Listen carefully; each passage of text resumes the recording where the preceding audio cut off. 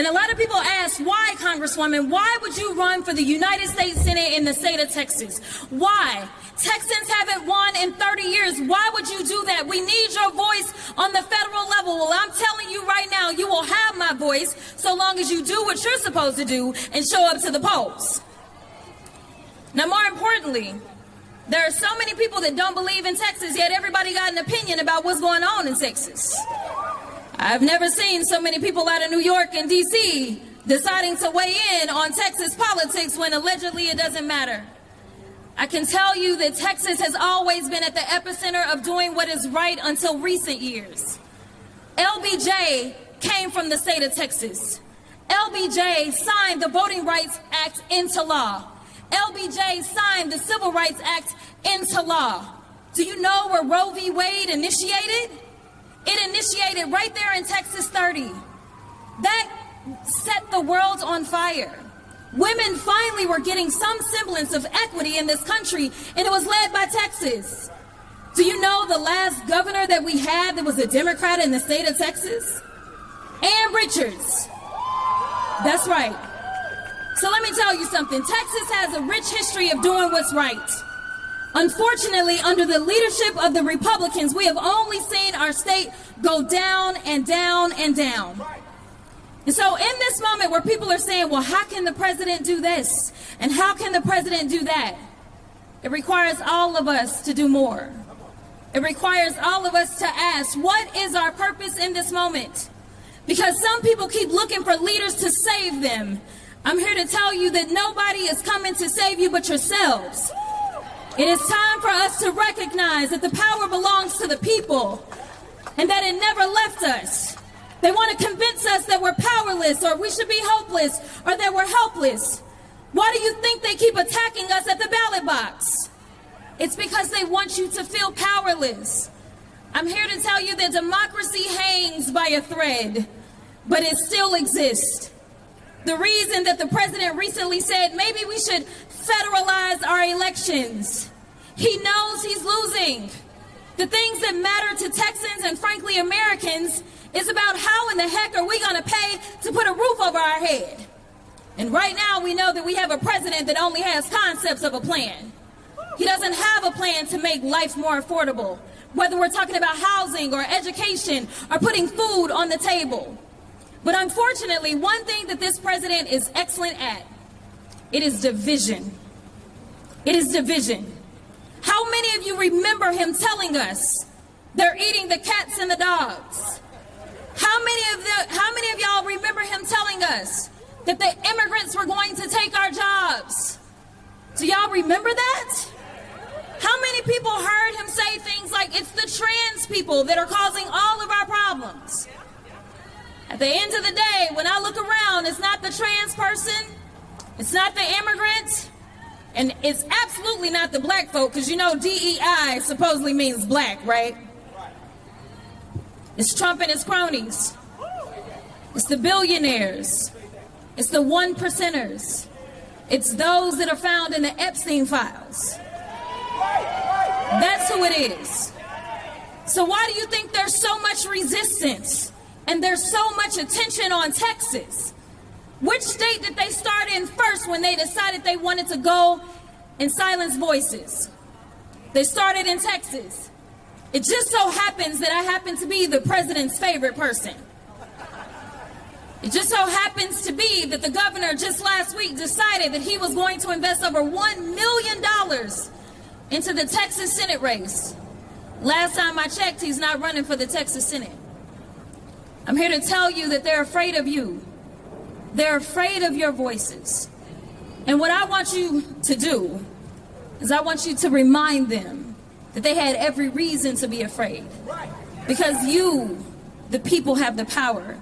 Because you, the people, are not crazy. Because you, the people, are going to hold them accountable. DC is full of cowards. Everywhere I look, and I'm going to be perfectly honest, it's on both sides of the aisle.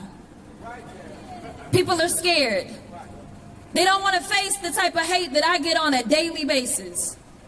But the reality is that when you sign up for service, if you believe in taking care of the people that put you into power, then you've got to do that.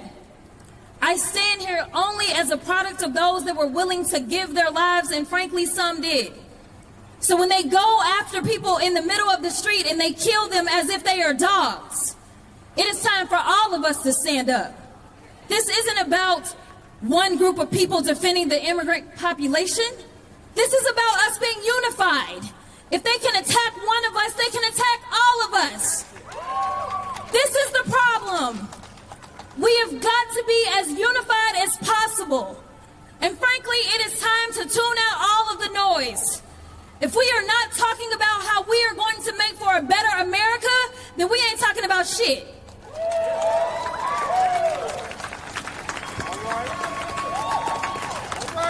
Y'all, I am scared for our country. My pay doesn't change because I'm running for the U.S. Senate, but the power that I have to deliver for the people does. This is about delivering. I'm here to tell you that this minority state can make a difference not just for Texas, but for the entire country. And if the United States finally gets back on track, that means that the world is in a better place. Do you know how many people are looking at us and wondering what is happening in our country? We are a laughingstock right now, y'all. Other countries have CEOs that are stepping down. We have princes that are being indicted. And in the United States, crickets. Nothing's happening. We have a president that says that the Epstein files are a hoax because his name is in there more times than I can count. We are better than this.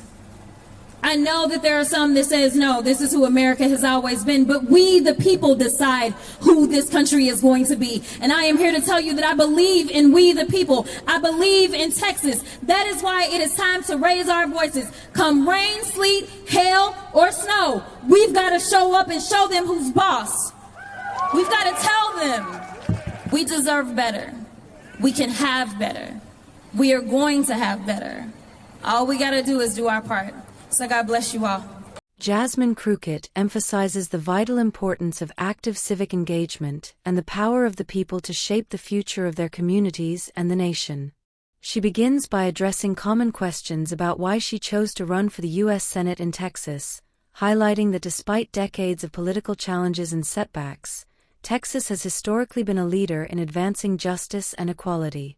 Crockett reminds her audience that Texas is the birthplace of significant legislative milestones like the Voting Rights Act and the Civil Rights Act, and it was in Texas that Roe v. Wade was initiated, sparking a global conversation about women's rights. She underscores that Texas's rich history of doing what is right has been overshadowed in recent years by leadership that has taken the state backward. Crockett passionately calls on citizens to recognize that their voices are the most powerful tool they have. She warns against the false narrative that citizens are powerless or hopeless, emphasizing that democracy remains fragile but alive, and it is up to the people to preserve it. She criticizes attempts to undermine voting rights and highlights how efforts to restrict access at the ballot box are designed to make people feel helpless. Her message is clear: the real power resides in the people, and they must stand firm and hold their leaders accountable. She discusses the divisive tactics employed by current leadership, including fear-mongering about immigrants, trans communities, and other marginalized groups, which Crockett dismisses as distractions orchestrated by elites and figures with questionable ties to powerful networks. These tactics, she argues, are designed to sow division and distract from the real issues, like economic stability and the integrity of democracy. Crockett points out that efforts to silence voices began in Texas, and she reveals that even political figures are afraid of the collective power of the people. She criticizes recent investments by political leaders into elections and campaigns as evidence of their fear of an engaged populace. She urges citizens to remember their strength, to resist apathy, and to refuse to be divided by fear or misinformation. Throughout her speech, Crockett emphasizes that her motivation is rooted in service and the legacy of those who fought and even sacrificed their lives for democracy. She calls for unity among all Americans, warning that attacking one group affects everyone and that collective resistance is necessary to combat injustice and corruption. Finally, Crockett expresses concern about the current state of the nation, describing it as a global laughingstock due to scandals and political chaos. She advocates for reclaiming the country's integrity through active participation and leadership from the people. Her closing message is one of hope and determination. By showing up, speaking out, and doing their part, citizens can help restore America's greatness and ensure a better future for generations to come.